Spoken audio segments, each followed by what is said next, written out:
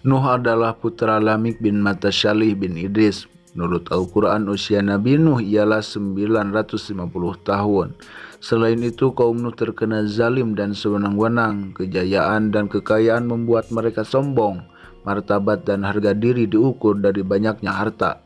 Karena itu, orang-orang miskin dipandang rendah. Para budak diperlakukan seperti binatang. Melihat keadaan itu, Allah memerintahkan Nuh untuk mengajak mereka ke jalan yang benar.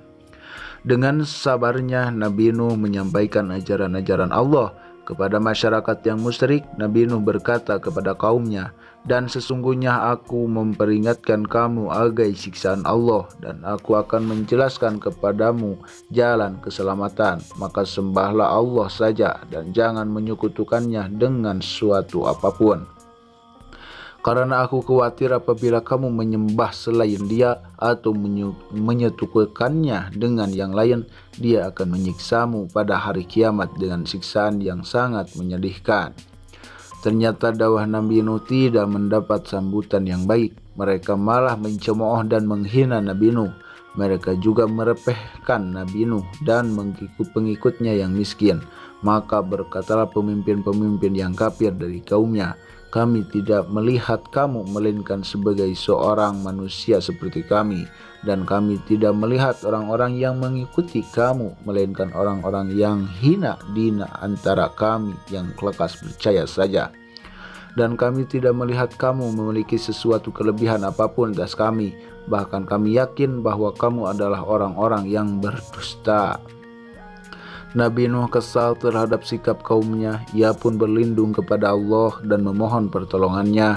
Ia berdoa kepada Allah, "Ya Tuhanku, sesungguhnya aku telah menyeru kaumku untuk beriman kepadamu. Aku juga mengajak mereka agar meninggalkan penyembahan berhala. Aku sangat berharap mereka mau beriman. Tidak kulewatkan setiap kesempatan, melainkan kuajak mereka siang dan malam. Ternyata harapanku sia-sia, mereka malah makin membangkang dan durhaka.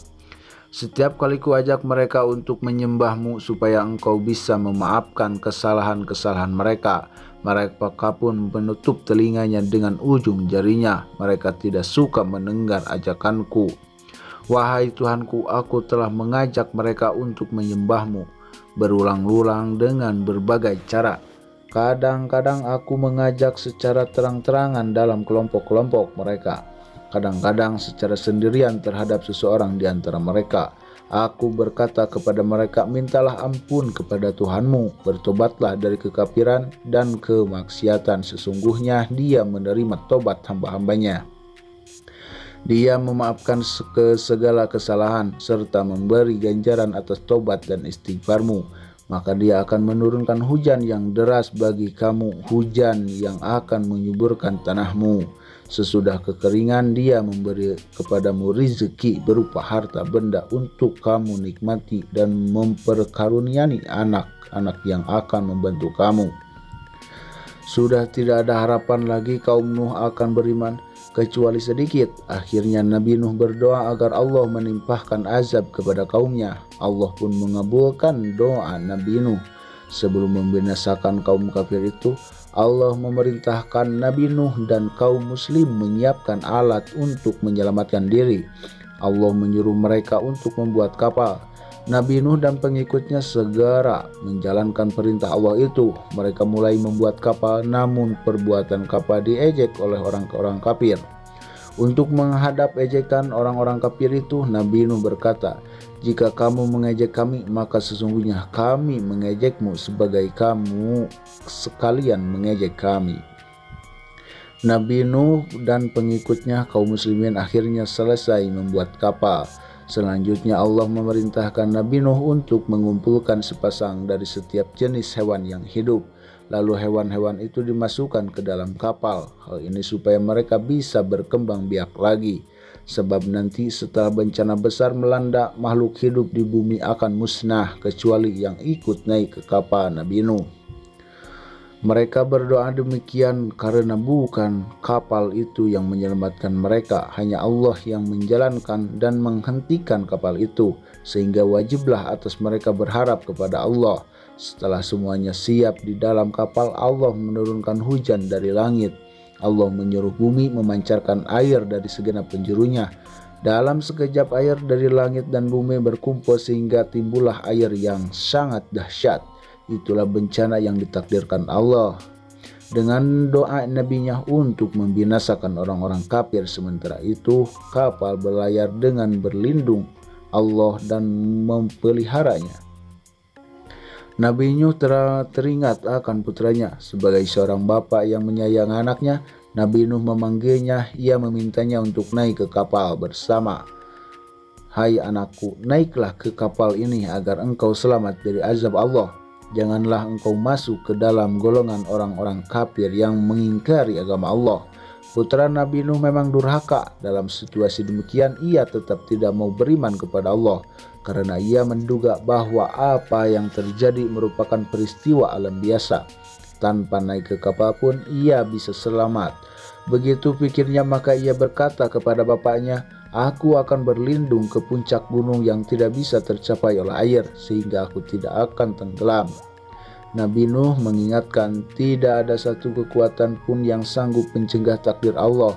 Jika seseorang ditakdirkan tenggelam, ia pasti tenggelam. Sebagai balasan bagi orang-orang kafir, putranya tetap menolak ajakan Nabi Nuh. Ia yakin bisa mencapai puncak gunung dalam berlindung di sana. Akan tetapi bukan itu yang terjadi. Air bah terus meninggi dan menenggelamkan putra Nabi Nuh. Sebelum putranya tenggelam, Nabi Nuh memohon kepada Allah agar putranya diselamatkan, karena Allah telah berjanji akan menyelamatkan keluarganya. Allah menjawab bahwa putra Nabi Nuh yang kafir itu bukanlah termasuk keluarga yang dijanjikan untuk diselamatkan. Hal itu karena putra Nuh tidak beriman kepada Allah yang melakukan perbuatan-perbuatan yang tidak baik. Allah melarang Nabi Nuh untuk memohon sesuatu kecuali bila ia yakin bahwa hal itu benar. Nabi Nuh kemudian menyesal. Ia mengakui kesalahannya. Sesungguhnya aku berlindung kepadamu, wahai Tuhanku. Selanjutnya air bah benar-benar menenggelamkan kaum Nabi Nuh yang tidak mau taat. Setelah semua orang kafir tenggelam, Allah menyuruh bumi untuk menghisap airnya. Allah juga menyuruh langit untuk berhenti menurunkan hujan. Maka surutlah air bah itu. Kapal Nabi Nuh kemudian terdampar di gunung Judi. Di tanah baru itulah pengikut Nabi Nuh hidup dengan damai. Lalu mereka berkembang sehingga jumlahnya menjadi banyak lagi. Hud adalah nabi yang diutus Allah kepada kaum Ad di Al-Ahqaf, berbagaimana firman Allah, dan ingatlah Hud saudara kaum Ad, yaitu ketika memberi peringatan kepada kaumnya di Al-Ahqaf. Menurut ahli sejarah, Al-Ahqaf merupakan daerah di antara Yaman dan Aman Yordania sampai Hadramaut dan Arsy Syajar. Kaum Ad hidup di daerah yang tanahnya subur, mata air mengalir dari segala penjuru. Kondisi daerah sebaik itu memudahkan mereka untuk mengelola pertanian. Mereka juga mendirikan gedung-gedung megah. Di kota-kota kaum Ad diberikan kekayaan harta benda oleh Allah. Akan tetapi kaum Ad lupa bersyukur kepada Allah, padahal mereka telah mendapat begitu banyak nikmat. Mereka malah menyembah berhala, yaitu Syada, Syamud, dan Al-Haba. Wallahu a'lam bishawab.